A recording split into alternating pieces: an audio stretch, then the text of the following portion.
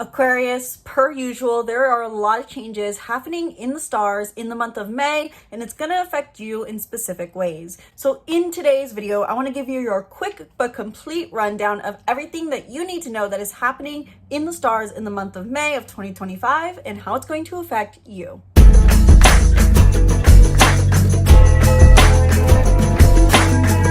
Hello and welcome back to the channel. I'm Isabelle, your spiritual rebel friend, and today we are talking about Aquarius's horoscope for May of 2025 for Aquarius. Whether you are an Aquarius sun, moon, or rising, this applies to you. And I'm using a bit of a different format today than I usually do, which hopefully keeps these videos under 20 minutes long. So let me know down in the comments below if you like this new video format. And before we dive straight into your horoscope, Aquarius, for the month of May, which has a lot of exciting changes coming your way and maybe even some challenging ones, be sure to book a reading in the link in the description below, where in 1 hour we can dive deep into any and everything regarding your astrological birth chart and how you can utilize the transits in your chart to your benefit for spiritual growth and manifestation.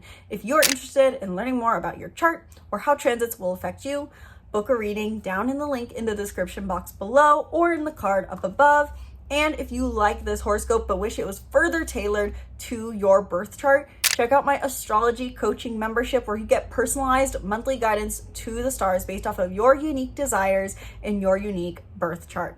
It's up in the card above and in the link in the description box below. So with that spiel out of the way, let's dive straight into your horoscope for May of 2025, Aquarius, starting off with a transit that you may potentially feel strongly and can actually be a huge relief, which is Pluto goes retrograde. On May 4th, may the 4th be with you, as Pluto goes retrograde in the sign of Aquarius, your sign. I wanted to start off talking about Pluto for you, since this is relevant to you as it is in your sign. Pluto has been going in and out of your sign in direct motion and retrograde motion for some time now, and I feel like a lot of Aquarians I meet get this, feel like they're hearing this negative annotation, so to say, or negative interpretation of what exactly Pluto being in their sign means. It means that there's destruction all around them, when really Pluto is here to help us in the end transform our relationship with this archetype. And so for you, Aquarius sun, moon, and rising, you are transforming your relationship with yourself. But when Pluto goes retrograde on May 4th, this really paints the picture for your month of May being all about accepting how far you've come so far in your transformation journey. A retrograde is an opportunity for reflection and introspection, really coming back to the idea that we're human beings, not human doings. And so when Pluto is direct, it brings us this more progressive transformation work, this healing work, being proactive in our healing journey. But when Pluto goes retrograde, it's almost like a pause saying, how are we doing so far?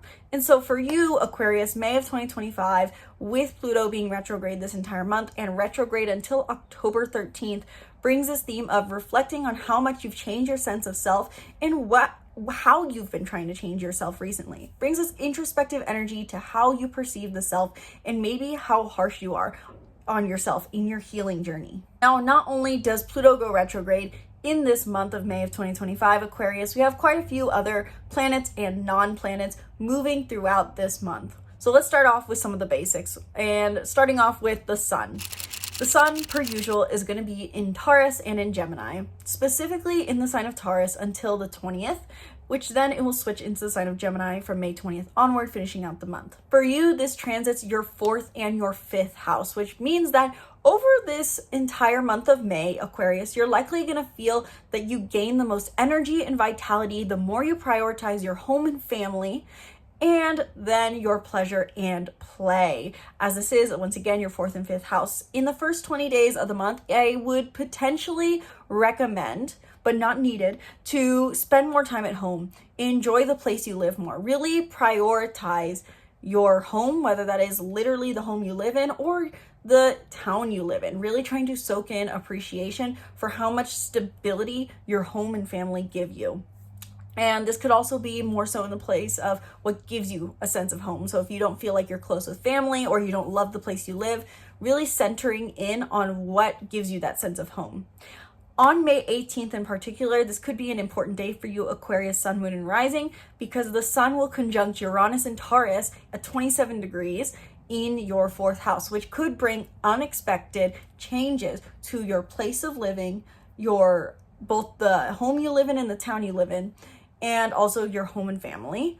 In the sense that there could be something unexpected changing here. There could be a shift in who you live with, a shift in how you feel towards home, a shift in your home itself, a shift that happens in the place you live that makes you find more stability and security here. It's a very positive transit. The Sun is conjunct Uranus, which brings closeness and vitality to these unexpected changes that are coming your way. So something to anticipate. Pay attention to what happens on May 18th. See how it changes your perception of how you gain stability and find comfort in your home.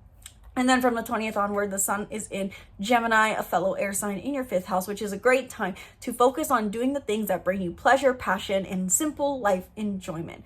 Let yourself, simply put, have some fun in the final roughly 10 days of the month of May. The Sun tells you where you're going to be feeling the most vitality in the month, gaining the most energy by prioritizing. In the month of May, Aquarius, the Moon tells us more of what the emotional storyline is, what feels very important to us and very central to our happiness in a sense. It's almost like the key hero rising up or hero falling moments like we have in movies. That's what the moon, full moon and new moon can feel like for us in each month. And so for you, the 2 emotional priorities for you in this month are going to be your career and your pleasure and your play.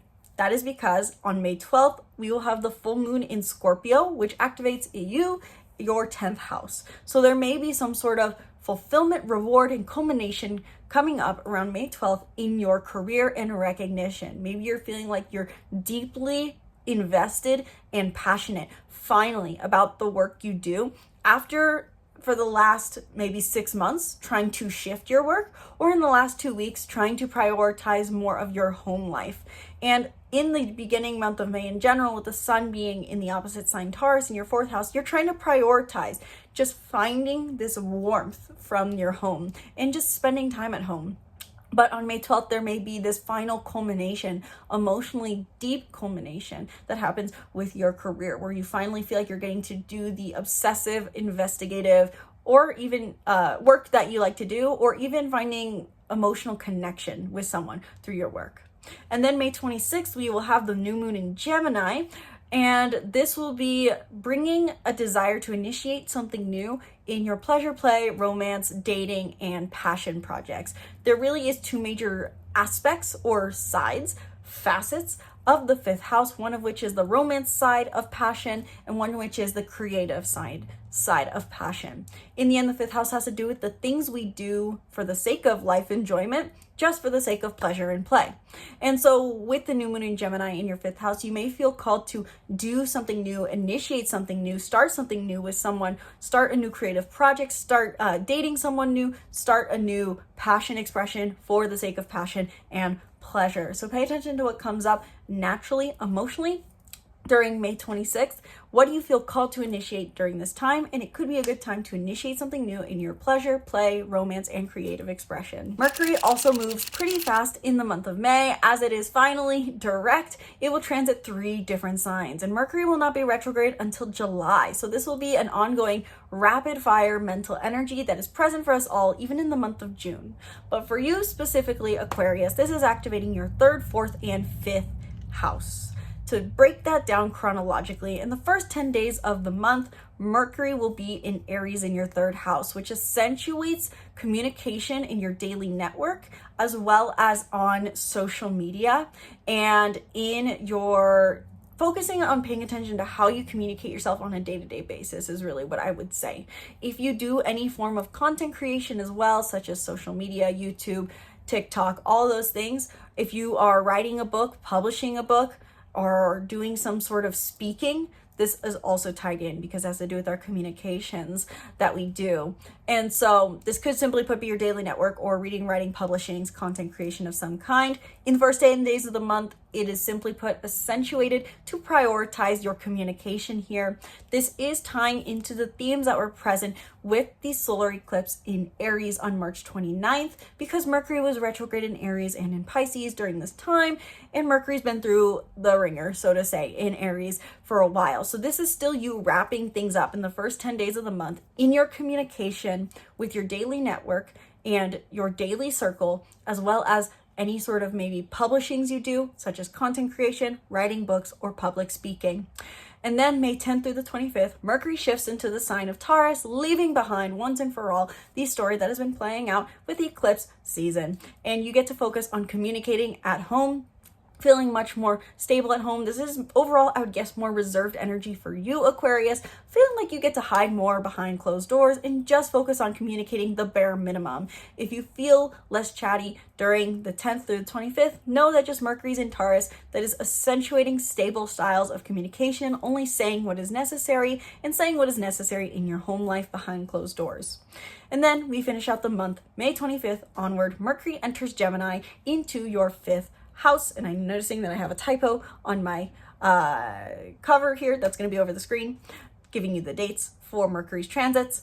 And with that, May 25th onward, after having a more reclusive time, spending time at home, recharging your battery, finding comfort and indulgence at home, now you want to excel your mental energy, and your mental energy gets channeled towards your creative pursuits as well as dating and romance. So there's this rapid fire mental energy for you at the beginning of the month, a pause in the middle to recoup, allow yourself to be in comfort and relax your mind, and then an acceleration once again with Mercury entering Gemini. Now Venus hangs out in the sign of Aries in your 3rd house for the entire month of May, which means that you're finding value still, once again, in your daily network and daily communication. So again, if you are someone who does any form of reading, writing, publishing, content creation, public speaking, this is something that you're finding extra value in, or maybe you're finding love through your daily network and daily communication. And if you're not a content creator, you are simply finding the value of having a strong, immediate daily network, social unit that you feel authentic in. So there are a few aspects that play out throughout this month, though, specifically with Venus and Aries. That could be key moments. On May 2nd, Venus conjuncts Neptune in Aries in your 3rd house at 1 degree of Aries. And this could be a time where you're really soaking in this unconditional, idealistic sense of love for your daily network, for the way you speak, and speaking from a place of authenticity. This is a really good day just for soaking in unconditional love and appreciation. And potentially, because Neptune's involved and brings idealism but disassociation, maybe not the best day to try to get a lot of things done, because Neptune just wants to be in the clouds. Then May 6th, Venus in Aries sextiles Pluto retrograde in Aquarius, as we have spoken about. And this is a very similar sextile to one we've had, or many that we've had, in the month of March of 2025. Check out my March horoscope, where I have a whole segment for you, Aquarius, talking about how these Pluto sextiles affect you, because you could get an idea on what kind of themes may be coming up on May 6th with this sextile. Point being, with a Venus Pluto sextile, we're seeing the value of our transformation work, the value of how we've healed, and we're finding healing in asserting and realizing our values. So it's a two-way street, and also finding healing in love and healing, so to say.